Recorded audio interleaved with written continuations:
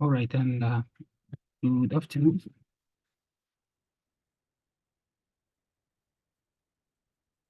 Good afternoon,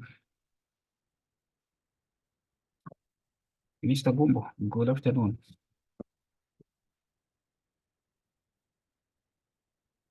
Mr. Gumbo, are you able to hear me?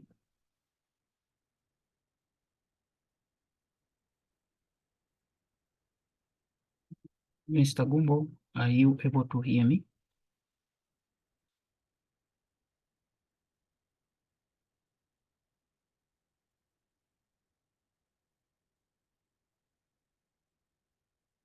All right, Mr. Dan, are you able to hear me?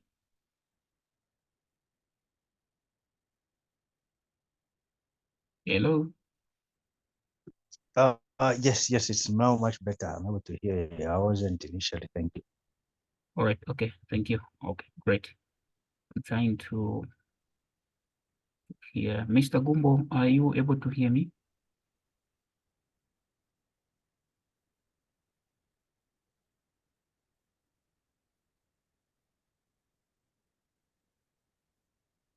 Mr. Gumbo, are you able to hear me?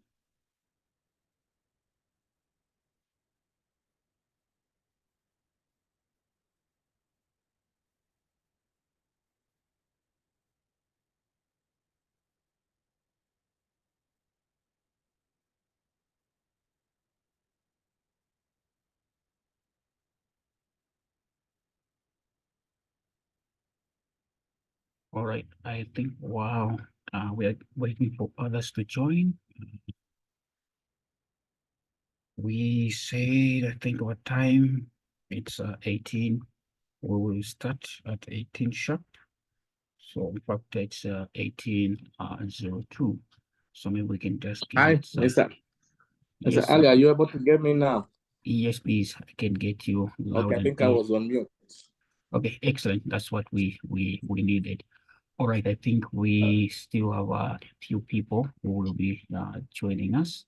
I think as soon as you can just have, if you are using a presentation, you can just have it ready. As soon as I am done, I will stop sharing my screen and will allow you to do with justice.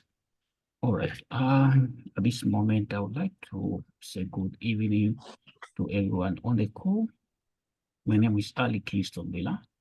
I am the admin of SmartVersity WhatsApp group. I run this group as an administrator with other people in the background. So for the past few months, I started this group exactly on the 1st of January, just with the purpose of promoting the culture of reading. And beyond that, it is believed that when we read and we interact with like-minded people, we are able to acquire the necessary knowledge and skills in a particular field.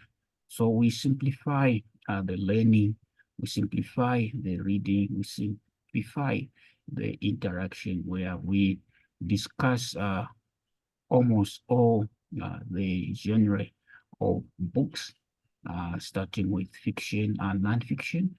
But as an individual, I'm more biased on to non-fiction, so that comprises economy, engineering, physics, my field, which is IT, cybersecurity, business, entrepreneurship, leadership, and different types of books. And of course, religion, history, and even culture, we need to learn all those. So we bring experts on the call, on the platform, so that they share with us some lessons they have learned.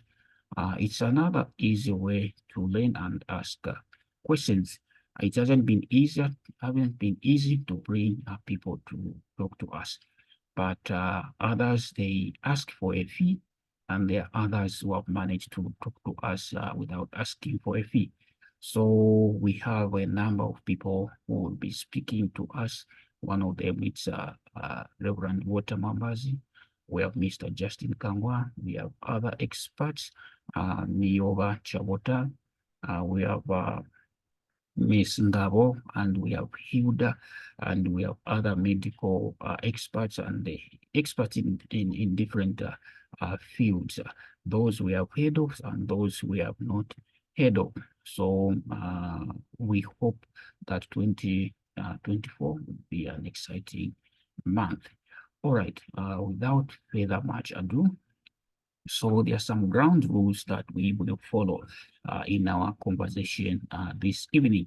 We will have Chimbamba Gumbo speaking to us on rethinking and regrouping effective goal setting.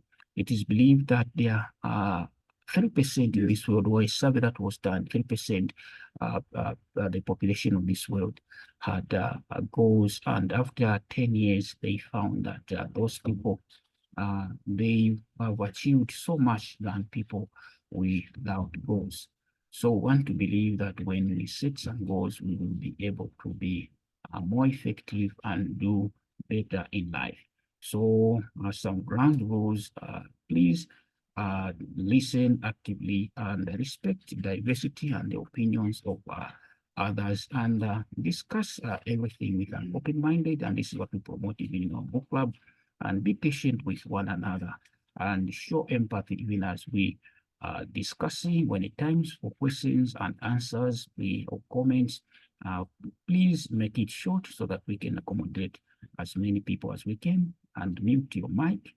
And I want to remind everyone that this meeting is being recorded and it will be shared on other various social media platforms.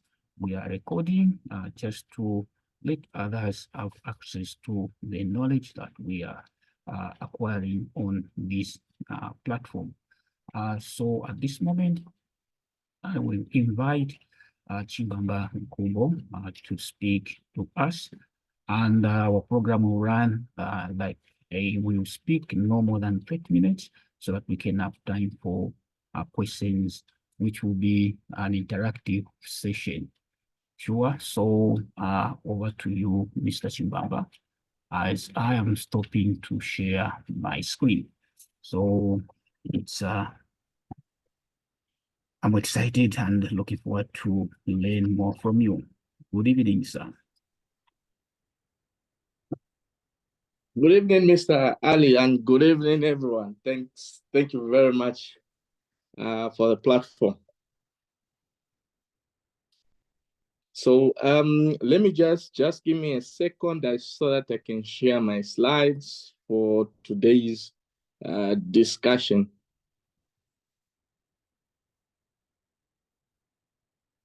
Just 1 second, let me share.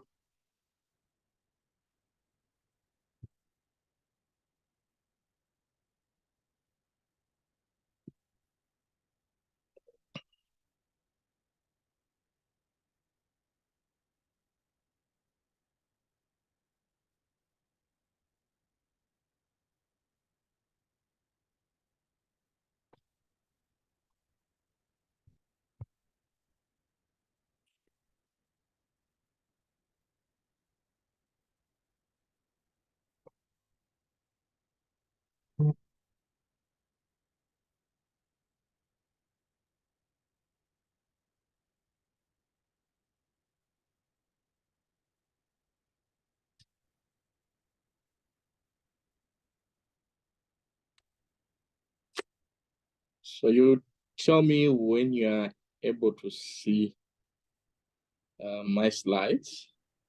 Not yet.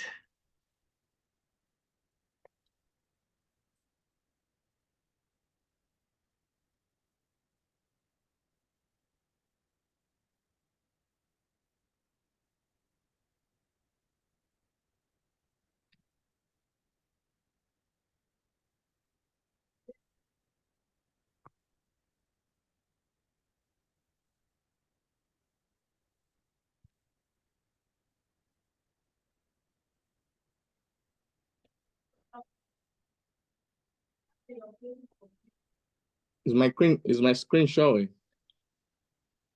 Not yet.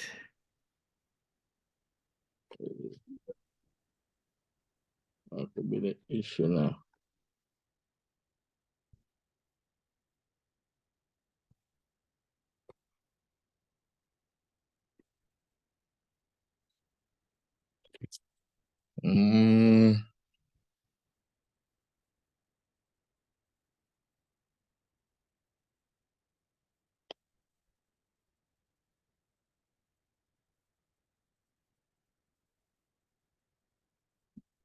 So when screen sharing is enabled, you must be able to do that.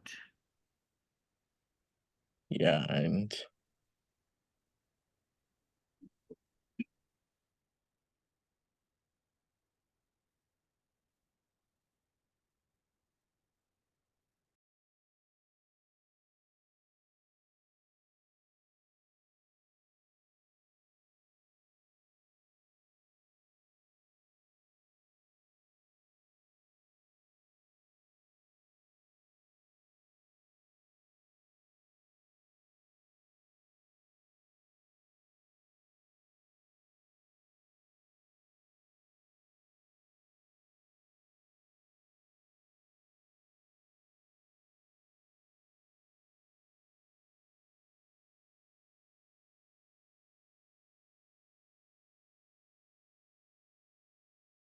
Right. Mr. Gumbo. Okay.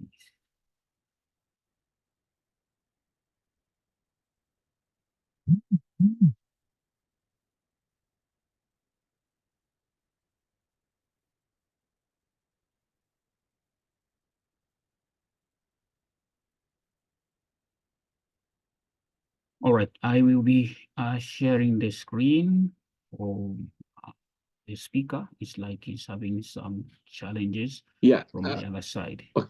All right. So All right. we can proceed in this order. All right. All right, thanks. You're welcome. Thank you very much. Well, I don't know, technology challenges. I guess the more we use these platforms, we will one day get the hang of it. We learn every day, you know. So thank you very much, everyone. And I think maybe to start with, as an introduction, so my name, which has already been mentioned and introduced by Mr. Mwila, I'm Chimbamba Gumbo. Of course, a certified data analyst, banking profession, and author. I have authored 2 books, How to Climb the Corporate Ladder and Smart Study Tips 101. I have been with the banking sector. This will be now about 11 plus years. I've worked in telecoms, and also I've done IT consultants with regards implementation of enterprise resource planning solutions. So those who have an idea of SAP's technology, for example, it's mainly used, I think I've seen it in the mines. Those systems in the mine, they will use mainly in accounts. And I think in the mine, actually, they use them even for production purposes to monitor what their production is, because it's a system which you can use to automate almost each and every administration of your company. But I've seen it mainly being used in the mines with regards to their management and productivity. So I have done partly in terms of my career, and if you put it together, that is about 15 plus years. Yeah. So today's topic, and I think with regards to what has already been shared, I'm very excited to also present on this. It's one of the topics also I have put in my book, How to Climb the Corporate Ladder. And it's so amazing. And I think these past few weeks, when I was reading through some of the social posts in terms of the social media, this time I think people were saying, no, people have now stopped setting goals to say next year, my year, for example, 2024 is my year. This year, next time I want one. But one thing which I think I usually encourage people, and one thing which I've also noted in my book, like I've stated, is I am a firm believer of the common adage with regards goal setting. And I'll tell you why with this. Having had worked, like I've stated, in consultancy, implementing enterprise resource systems, and especially in consultancy, because when you are told to implement a system, like within the 3 months or what, that was like more of goal setting, and you had a target with which to have that done, and also there were all those targets or goals in terms of the other organization having to automate some of its administrative works and all that. But one big thing which I actually note even in my book, when it comes to goal setting, and why I'm so interested and passionate about this topic, is if you have worked for each and any organization, and like I have observed on our group, especially SmartVersity, if you have worked for any organization, and a lot of all these organizations, be it multinational, quasi-government, or just a government, and especially during this period and time, you find that each and every organization sits down to set its goals for next year, what they'll be doing, what they want to do, and exactly how they'll do it.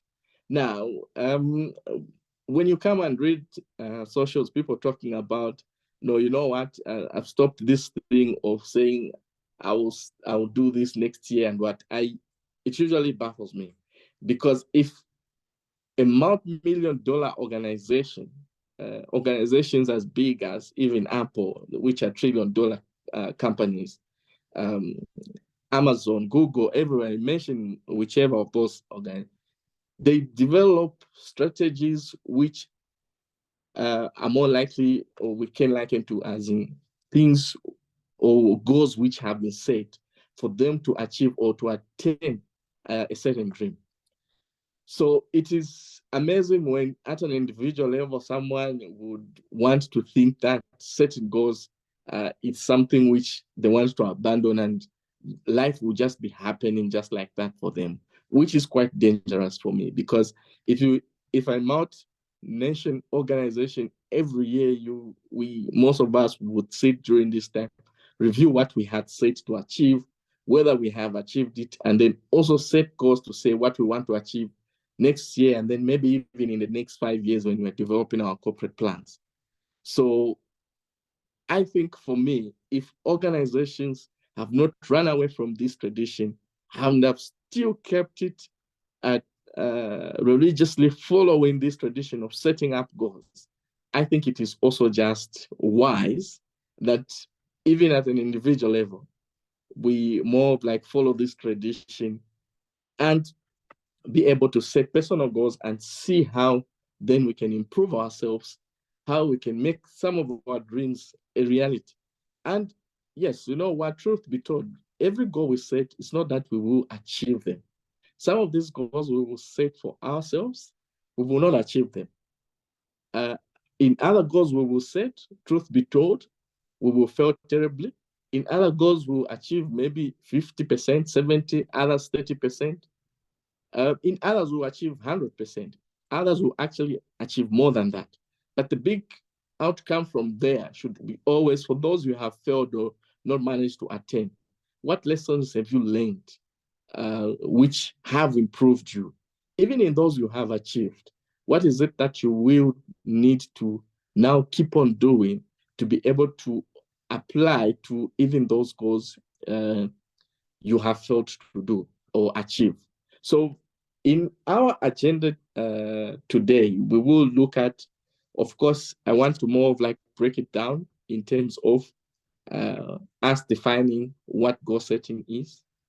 And then we'll look at 2 or 3 theories in terms of how to set goals, because there is a number of theories. And I think even in the preamble, Ali had mentioned to say there's a lot of research which has gone on or which has been done with regards goal setting, which has actually shown empirical evidence that the theory of goal setting actually is a reality. And he gave even numbers of the 10%.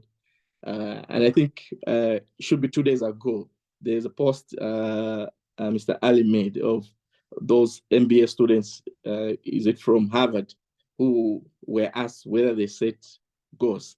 And the 10% of those who did, it could show even in what they were achieving and earning at the end of the day. So, meaning this thing is not just a theory, but I think there is quite enough empirical evidence. And that's why I think even mainly as a group, as SmartVersity, we should adopt some of these things and see how we take it further.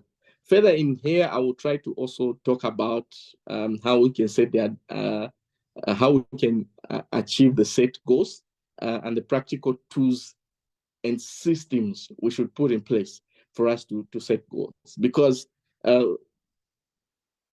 yes, the theory is important, but it shouldn't just end there.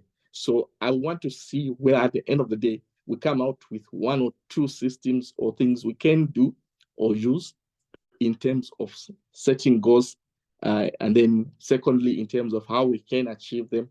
And then also the practical tools we can use even at an individual level to be able to set, achieve, and crush those goals. So that will be the agenda in broad of what we will look at with regards this presentation. So Mr. Ali, I'll ask you to move to the next slide. Now, with the elephant in the room, with regards the whole topic, what is goal setting? I'm sure we might be asking this. And it's important to understand this from the onset, because then you will see at the end, in terms of when I'm talking about the practical tools, I will share one of the things, for example, one of the practical tools I currently use in terms of goal setting. So this is why we have to start from here, from the basics. So if you look around in research, mainly you will note that goal setting mainly can be defined as developing an action plan towards a dream, right? So for example, you can be dreaming to say, I want to buy a vehicle by December 2024.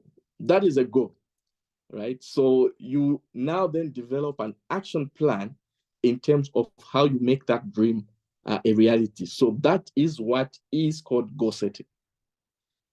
It can also be defined as a process of identifying something you want to accomplish or establish. If, for example, you want to build a house next year, that would be one of the goals, as in identifying, first of all, you want to build a house and also putting in place the process. So then that now is setting a goal. You can also define it as an exercise, for example, in which you pen down what you want to achieve in future. So even including, for example, if you say, remember a few weeks ago, we were just talking about investment. If, for example, you want to say you want in future to have invested 50,000, right, in government bonds. So that is a goal. So when you pen it down and note it in your diary or your journal to say, I want by end of year, December 2024, I should have, or I would have invested at least 50,000 kwacha in government bonds. That is the process of setting a goal. And then, of course, other theories and researches, they will break it down into defining what exactly a goal is and what a setting is. So, of course, a goal is more of like the end game, right? That's a goal. An objective of effort or ambition, or a destination. So that is a goal. And then setting it, like I think we have defined in the previous one, is a process of deciding what you want to accomplish. So you can have a goal of, say, I want to build a house next year. But now setting it to say, I want to build, for example, a 2-bedroom house with a sit room and a kitchen and all that is more of now putting that goal into more of like a properly defined setup of what you want to exactly accomplish and devising a plan on how you will build that 2-bedroom house you're talking about. Will it be through loan financing? Will it be through your investments, or will it be through your salary, or will it be through your savings? So that is what goal setting is. Now, having not defined that, we can go to the next slide, Mr. Ali. Of course, a thought which comes to our mind is, okay, now that we have defined what goal setting is, how then do we do it? Or how do we set up these goals, right? A lot of theories, if you go even on YouTube, if you go even on Google, will tell you, and the most common one which comes is usually SMART goal setting theory, that your goals should be specific, should be SMART, should be achievable, should be relevant, and should be time-bound. But I want to talk about also other theories, like I'll dwell much on the theory which I think recent research has more like dwelled on, and especially for those who work in a team, the Locke's goal setting theory. The Locke's goal setting theory was this is a research which was done by Locke and his friend Latham.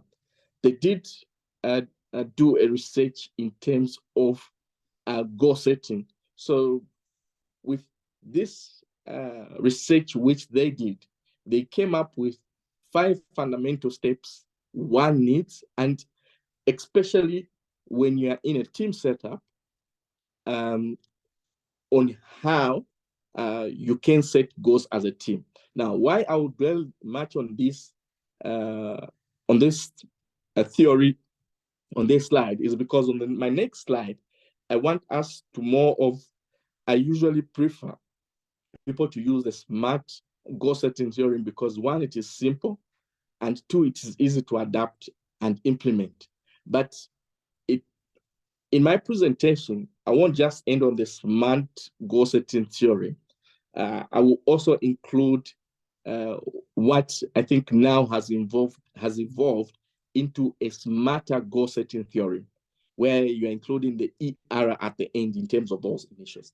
But before we go into that, and why I included this theory, also because of the audience which I have noted, I wanted to cut them all also both in terms of those who are leading teams or those who work in teams, because I think also it's important when you set goals that sometimes we also put into perspective how this can be achieved as a team.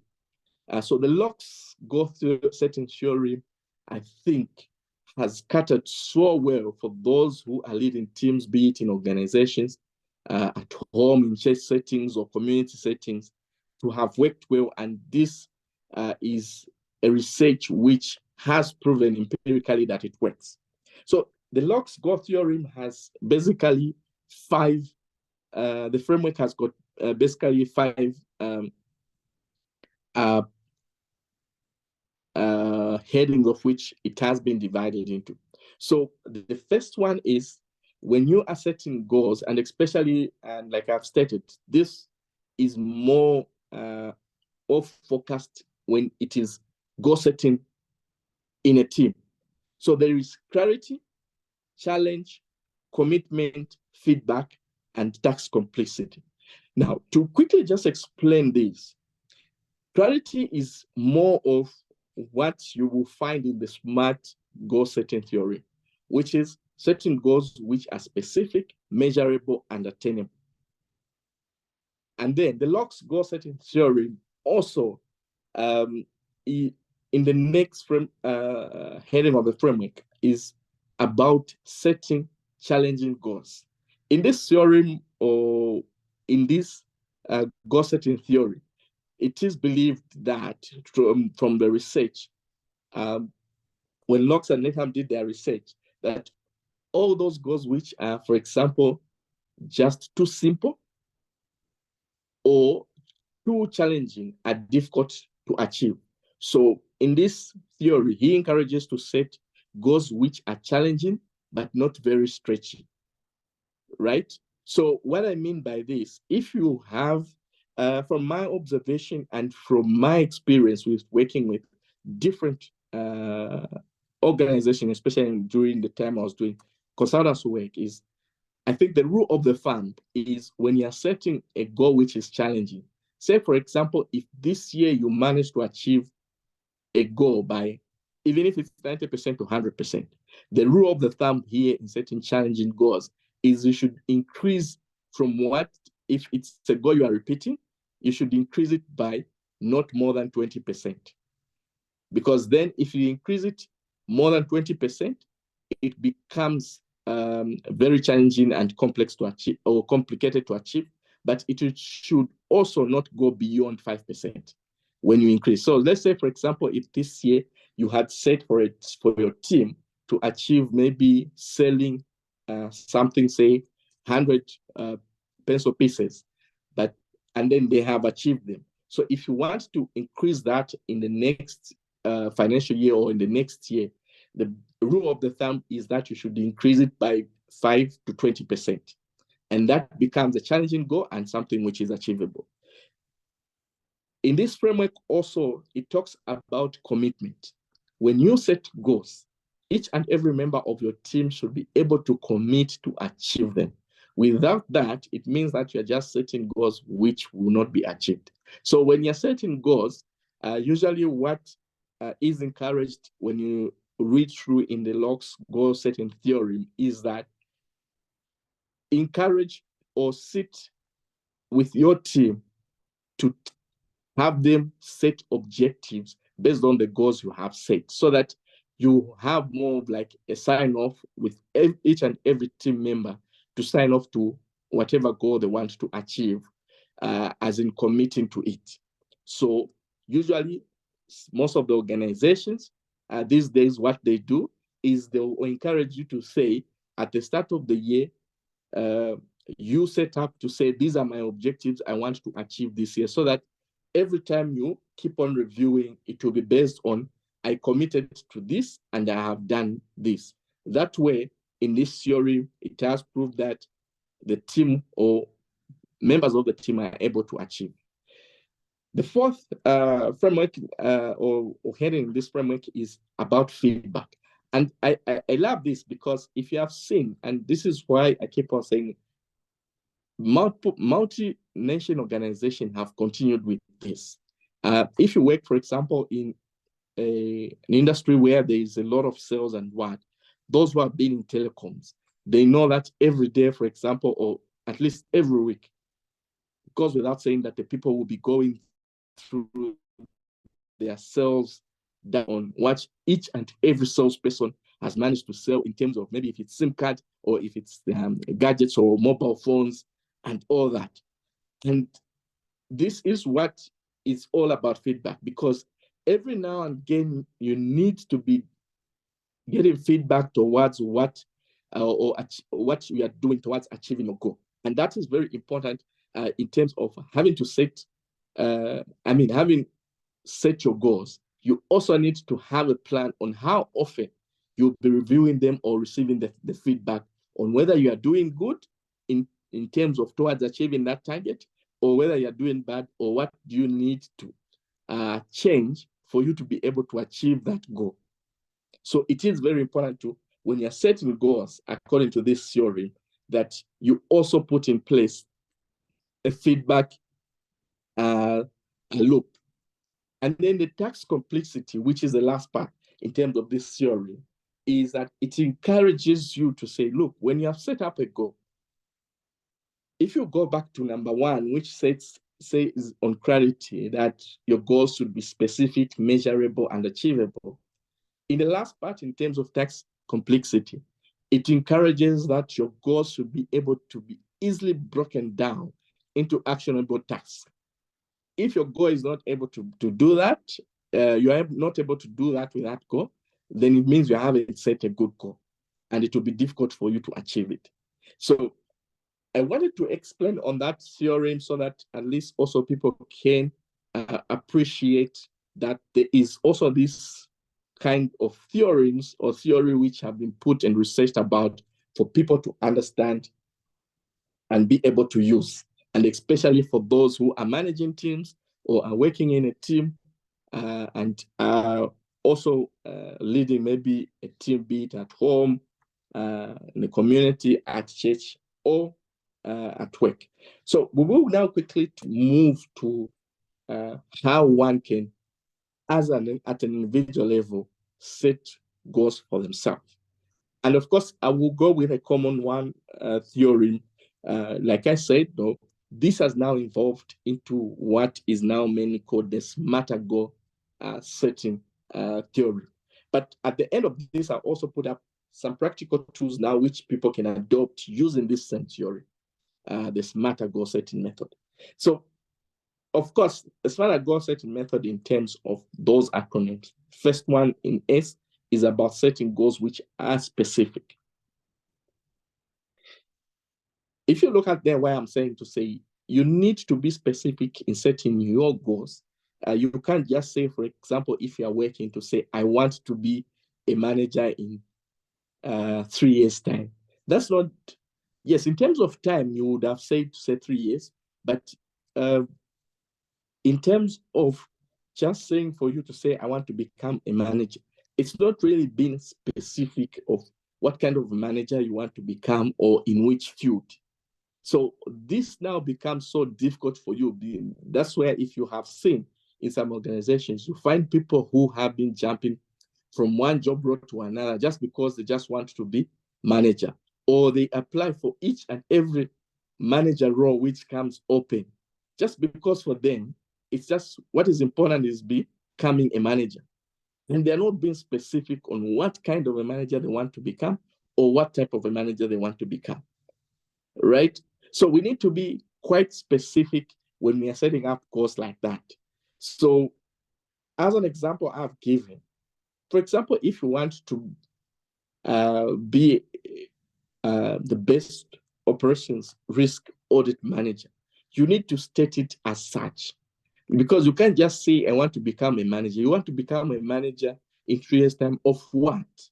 So you need to be that kind of specific so that even your activities in the next 3 years are informed by that. Because when you specifically state to say you want to be a manager in, if it is business risk operations, even your activity in terms of the books you read, the activity in terms of the extra learnings or extra certificates you get will be tailored towards that. So avoid being vague when you're setting goals. The next one is on, of course, measurable. This means your goal should be easy for you to track down.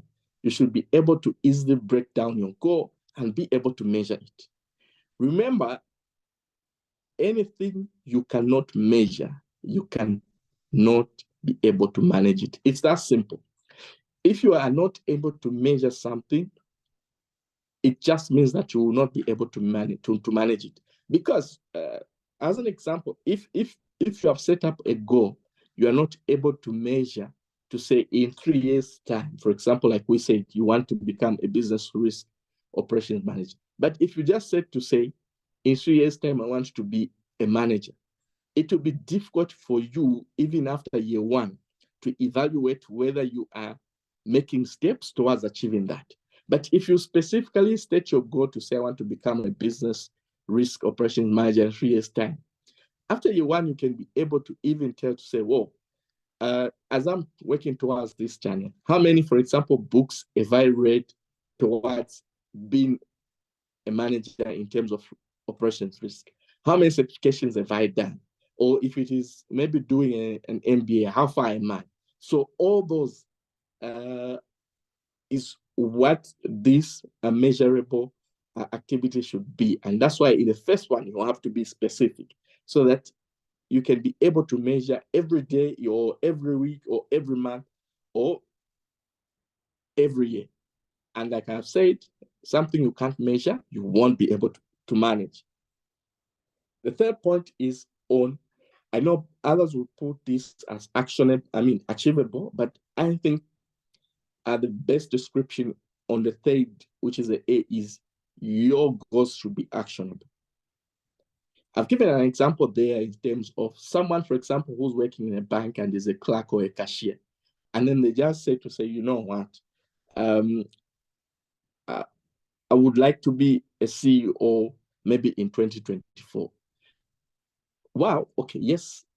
People might argue to say that is possible, but of course it is possible maybe if, for example, you already have the prerequisite qualifications, or maybe if it's your father's company, your relative's company, or if you buy that company. Mainly that will be what will be achievable. But of course, others might say, no, others have seen before, but that would be like 0.0000 something percent of people who have just risen from being a clerk or a cashier to a CEO, right?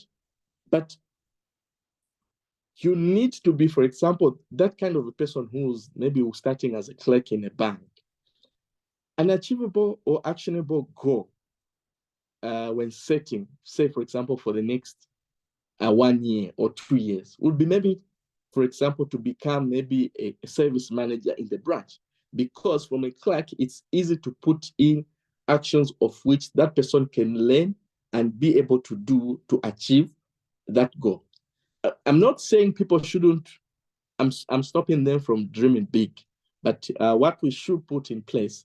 Mr. Ali, I think you are not moving the slides there. I can see this too on 5. Okay, yeah. Just move them down again.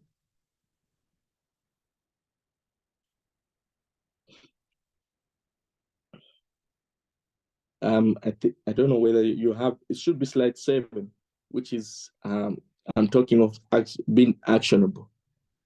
You have gone further. If you can just go back. Yes. So that's what I'm on that slide. That's what I'm saying.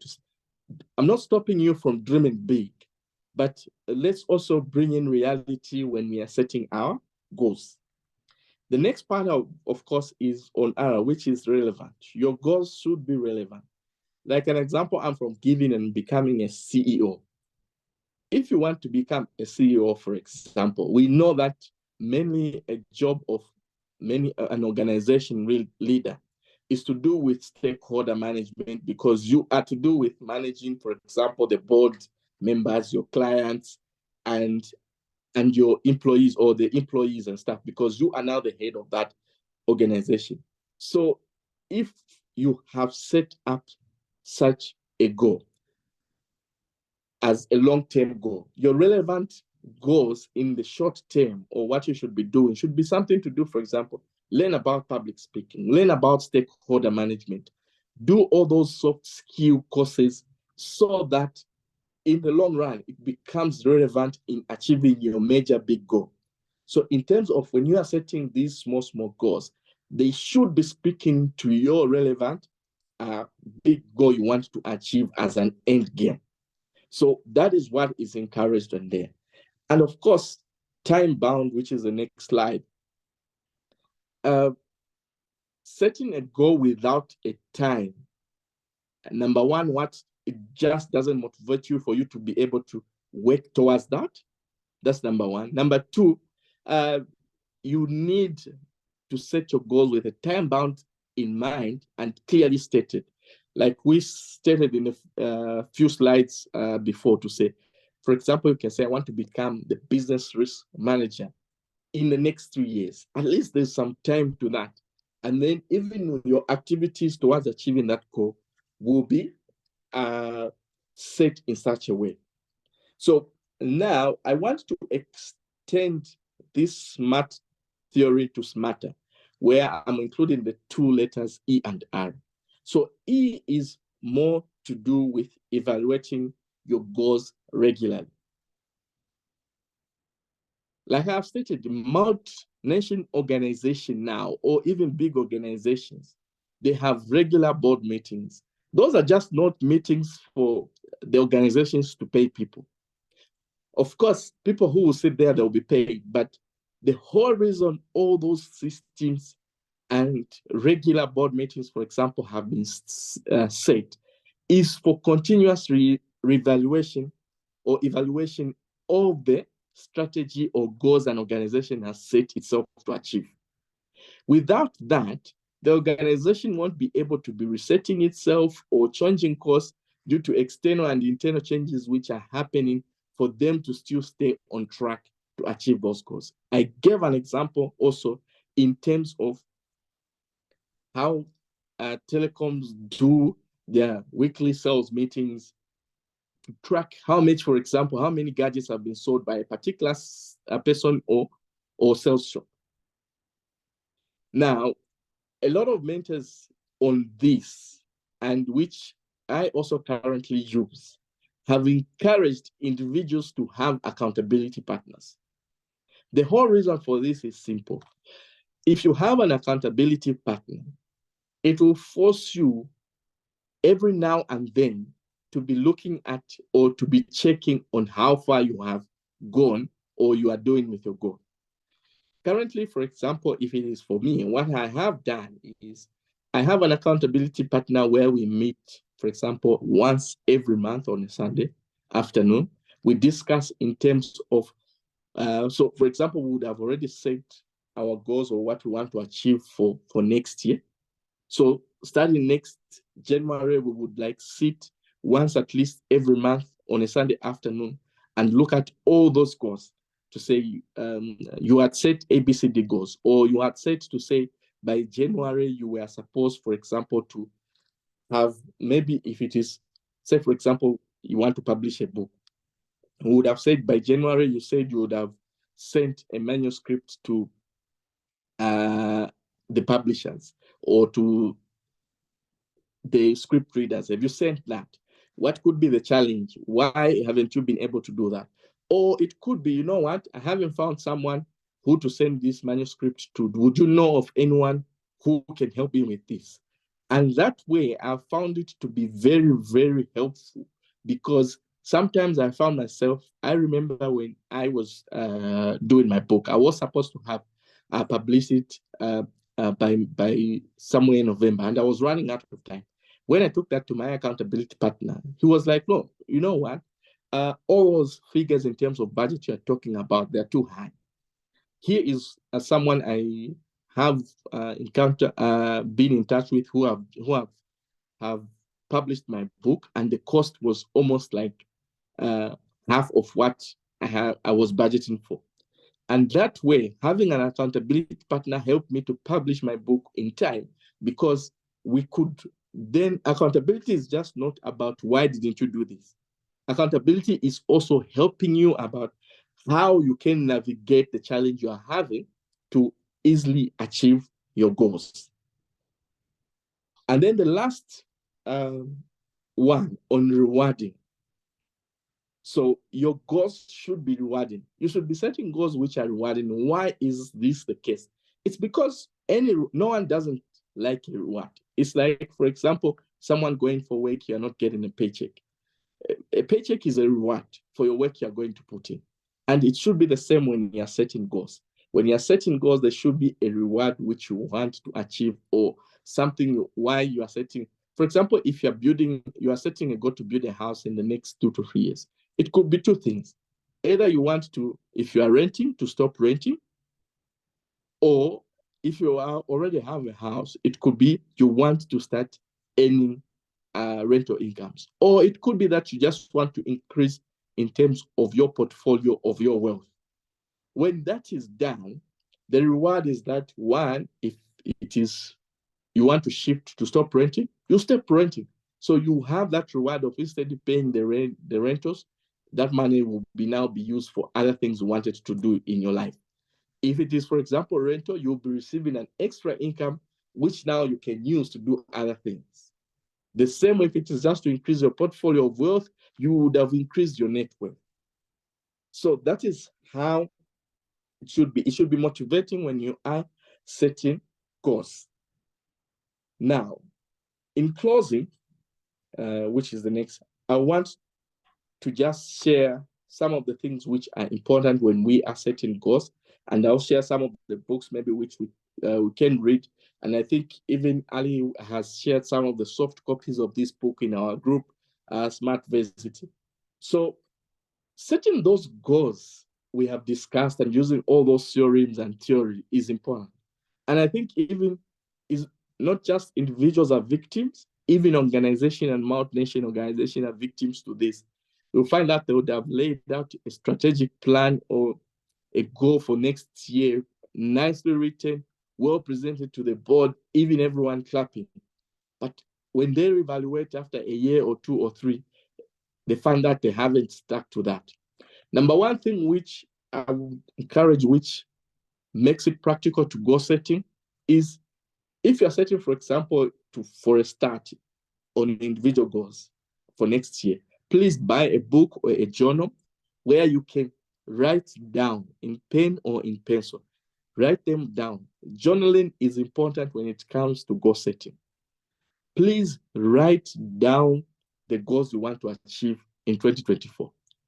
The thing is, if you write them down, you will put those ideas on paper and you'll be able to refine them as you go.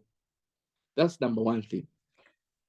Number two is, I also recommend that you have an accountability partner. This is a person whom you can trust and confide in, and also whom you can share some of the goals, but of course, they won't go out there to start making noise about them, because some of the goals you might share with people might be a bit private. So you might need on this one to be careful on who you select to be your accountability partner, because you will share some of the things you want to do. Some of it can do with some intellectual property, which if you are with someone you don't trust, you might be surprised that you find your ideas out there and they have already been done by someone, just because the accountability partner has reviewed them. But have an accountability partner whom you will commit to, or the 2 of you or the 3 of you, you will commit to say, we'll be meeting regularly. Like an example I have stated, I have an accountability partner whom we meet every month. At least we have chosen one Sunday afternoon to meet and discuss our goals. And we have opened up to say, this is what I want to do. What do you want to do? And then this is how I want to do ABCD. So when you share that and you write it down, because when you have an accountability partner, it will force you to be writing down what actions you need to take to achieve your goals, and also share that. And that helps for you to be also practical, right? And then last but not least, some of the books, and especially when you're setting up goals, some of the books which have helped and which we will help is build systems around your activities for you to be able to achieve your goals. So systems, by systems, for example, I mean in terms of habits, right? So for example, you need to start building up the habit of just taking down your goals or activities you want to do. Let's not take that for granted. It has worked. Also, building systems in terms, for example, the meeting of monthly with my accountability partner. That's a system. And we are all set to say, yes, sometimes it's challenging, we are not able to meet, but we've made a commitment to have that system work so that we are able to progress. So read books like Atomic Habits by James Clear. It has really helped me. That is a very, very good book. Books like The 7 Habits of Effective People.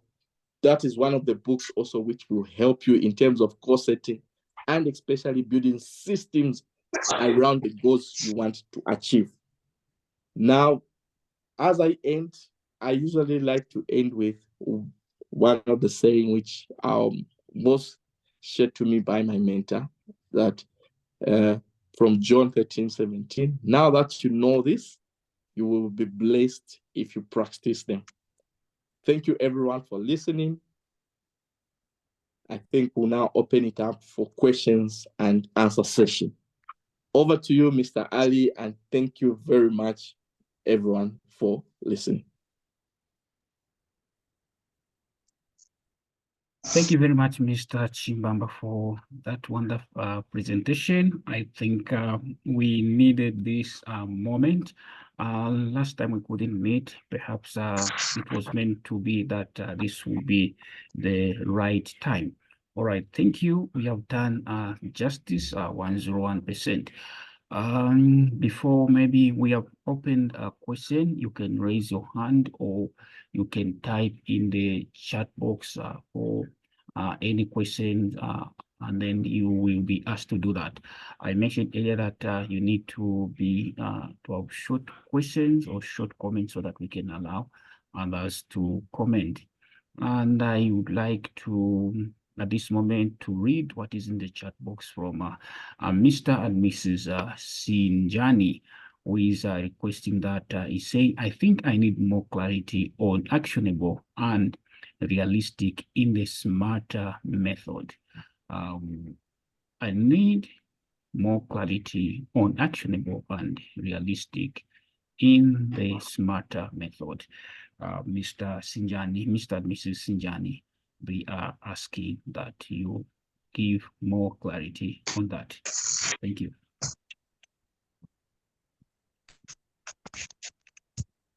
Okay.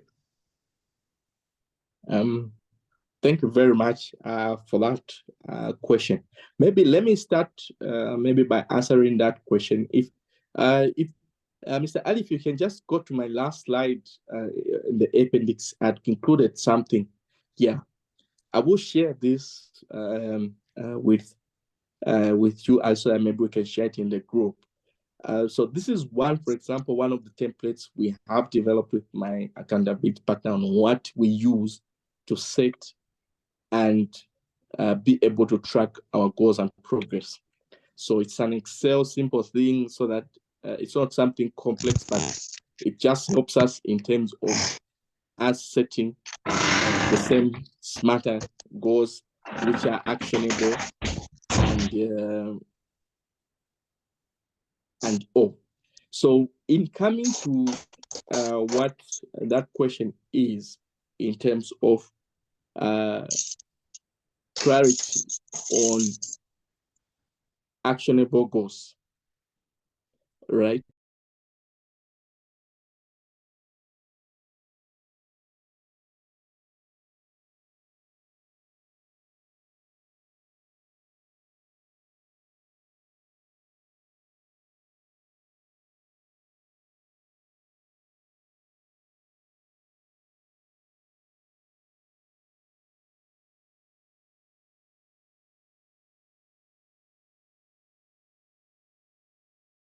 Mr. Chimbamba, you can unmute yourself.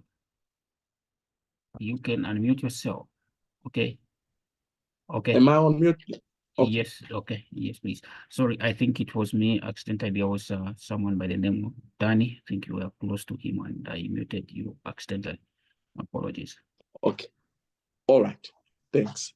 So when you are setting actionable goals, if you remember, the example I gave in the slides was, for example, having someone who has just joined an organization straight from school, for example, and they are joined, for example, a banking sector, they are a clerk or a cashier, and then they're setting a goal to say, in 2024, I would like to be a CEO of this bank.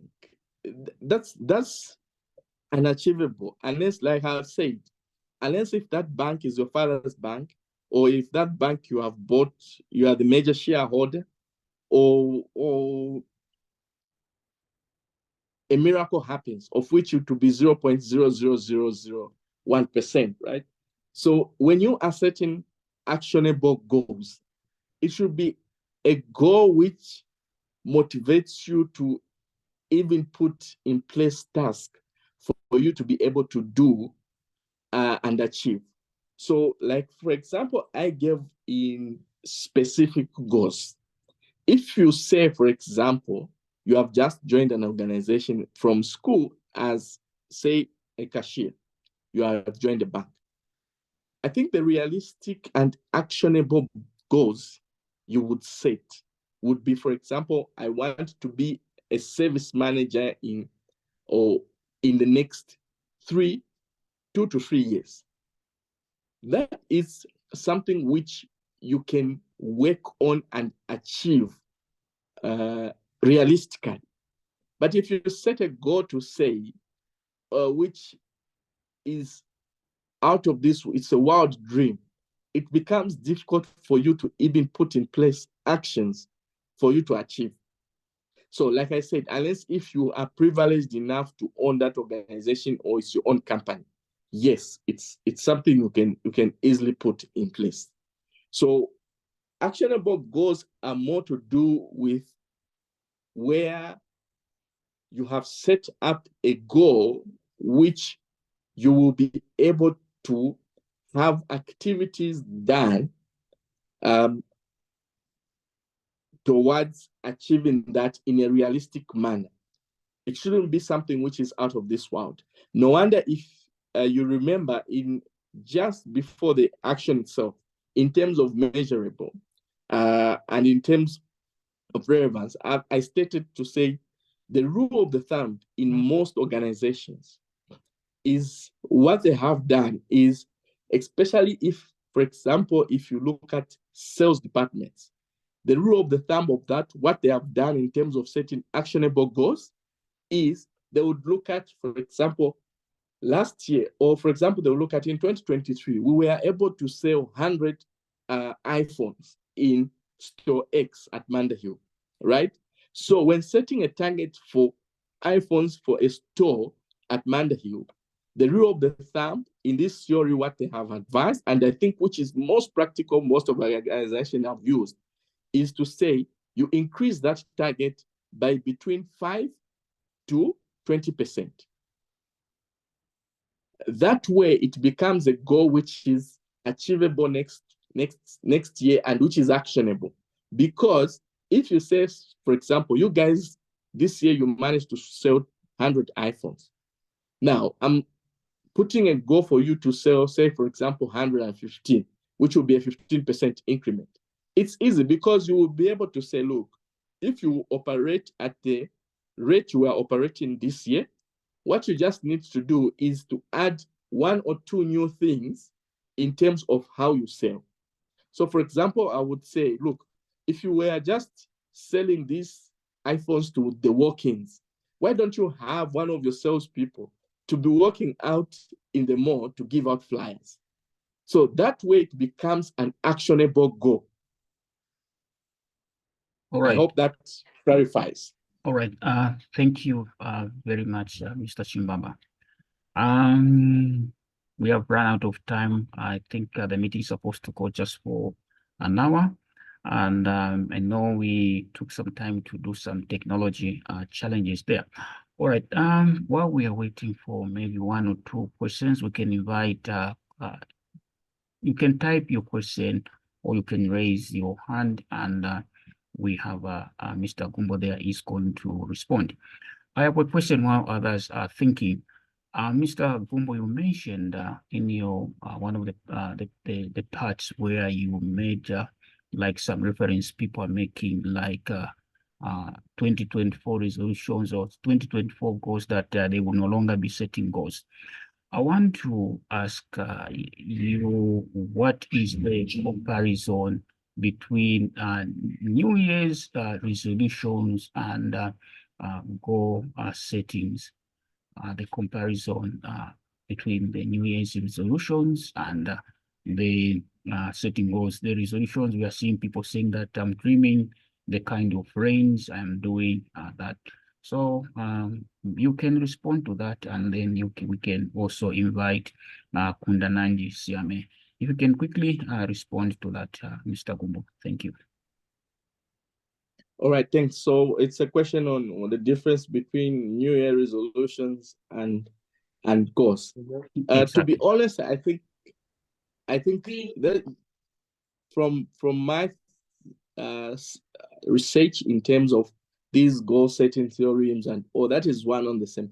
Because if you resolve to do something, and that's why I had to start with the defining of what goal setting is, right? So it could be something you have dreamt to do, which is goal setting, and then it is something maybe you would have resolved not to be doing. So for me, I think goal setting and resolution is one and the same thing.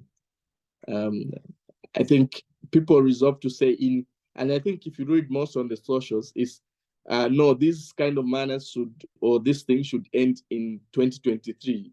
We don't want this in 2024. It means it's more of like you're setting a goal in exactly. 2024 to stop doing that. Thank you. All right, thank you. Mr. Kunda, you can unmute your mic and you can ask the question. Good evening. Good evening, Mr. Gumbo.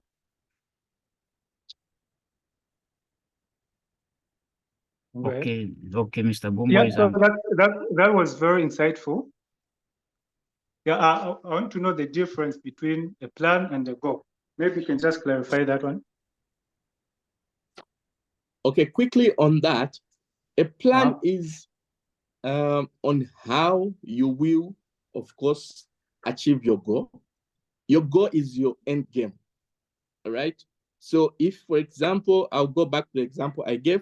If you want to become, if you're saying in the next 3 years, I want to be a business operations risk manager or the best of business operations risk manager in my team.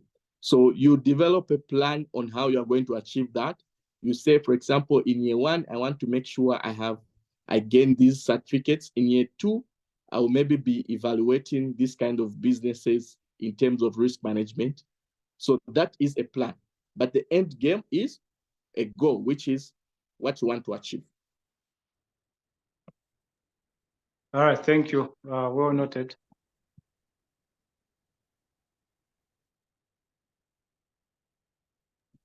Thank you very much, everyone. I think this moment I can ask for one last more question. Do we have any question from our mothers? I mean the female. I think we have only received answers from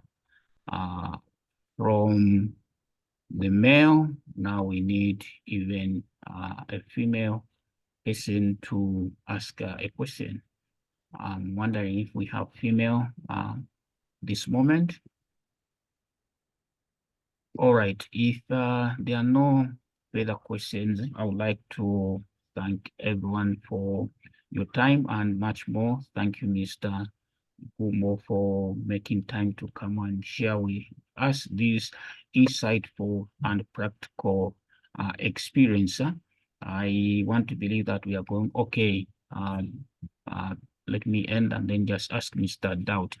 Mr. Doubt Banda, good evening, and you can unmute yourself and ask your question. Be brief, and we will ask our speaker to be brief as well in responding to the question. Mr. Doubt, you can go ahead, sir.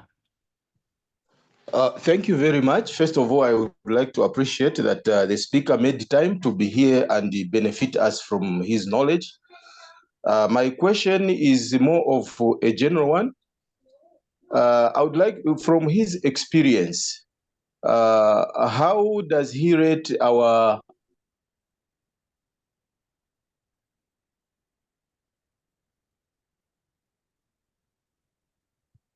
Okay. I think Mr. Doubt has gone mute there, Ali. I've seen there's something in the chat. All right, Mr. Doubt, you can repeat the question. Repeat the question. Yes, okay. My question is to say, when he tapping from his experience and knowledge, when he looks at our nation as a country and as Zambians, in this regard, how does he see us for, and to what extent does he think this can change our perspective? Because we see probably majority Zambians maybe not following this path. Could that be the main reason that we see a lot of maybe failure to achieve bigger heights? Thank you very much.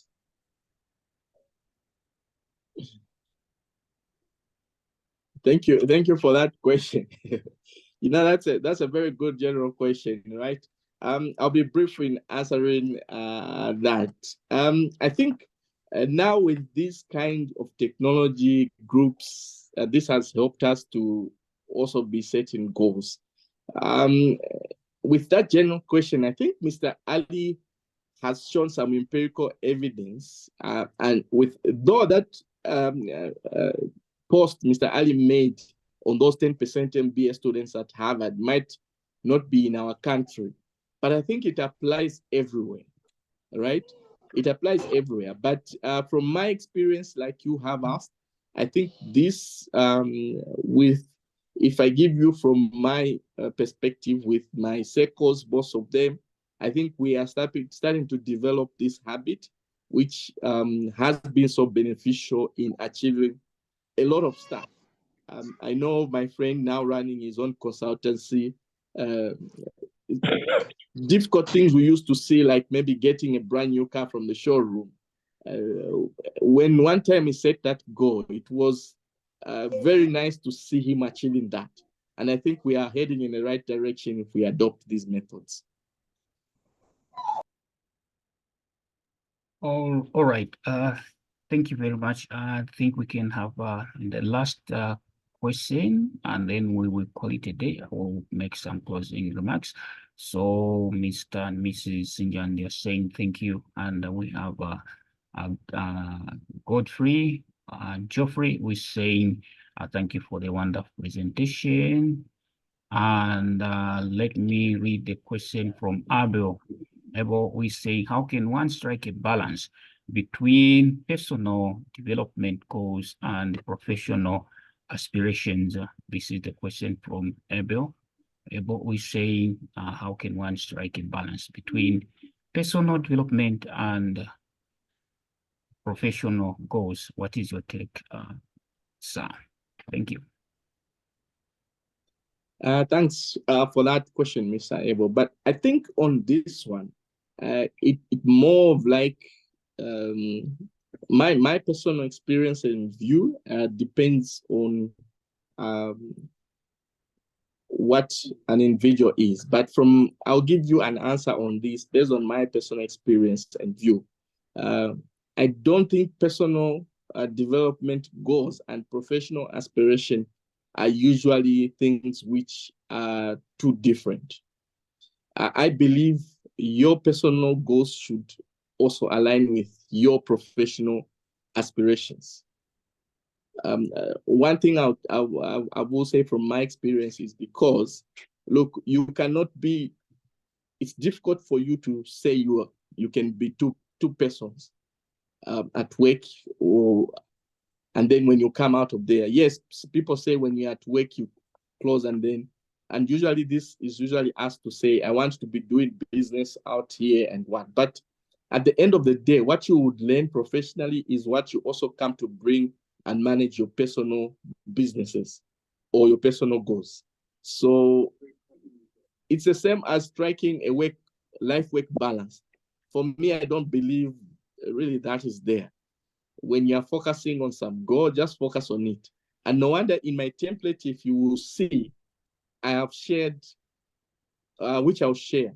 They are all goals which you put to say, these are my personal goals, like on personal development. This is 1, 2, 3 things I want to do. But they will all be linked both to professional-wise and as what kind of a person I want to become. And then there are also some of the things I would put to say, these are my investment goals. They will also be linked to what I want to become professionally and also personally, for example, what I want to achieve, like personal things. What kind of, for example, as a goal, a car I want to get maybe in the next 2-3 years, right? And then that might be linked to a salary I'm getting. So maybe if that is my major income, how then do I put a goal in terms of how achieving that? So in answering that question, from my personal experience and view, I usually link these, and I think when you go through, when I share this template, you'll be able to see that for me, I usually link the two so that whatever activities I'm doing, they're both adding to my personal and professional life. All right. Thank you very much. We have gone beyond 15 minutes and we can't keep you so long. Thank you very much, Mr. Gumbo, for making such a wonderful presentation once again. Much appreciated. We have learned so much from your wisdom, your experience, and we are looking forward to implement what we have learned and become better individuals, and we can be productive at individual level, family, and as a nation.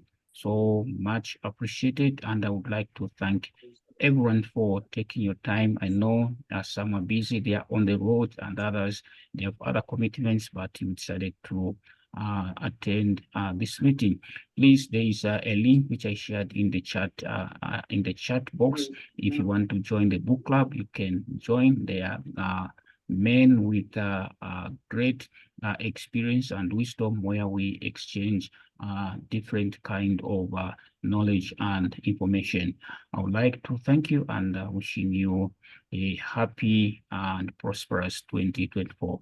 Thank you, Mr. Gumbo, and thank you everyone once again. Bye-bye. Thank you.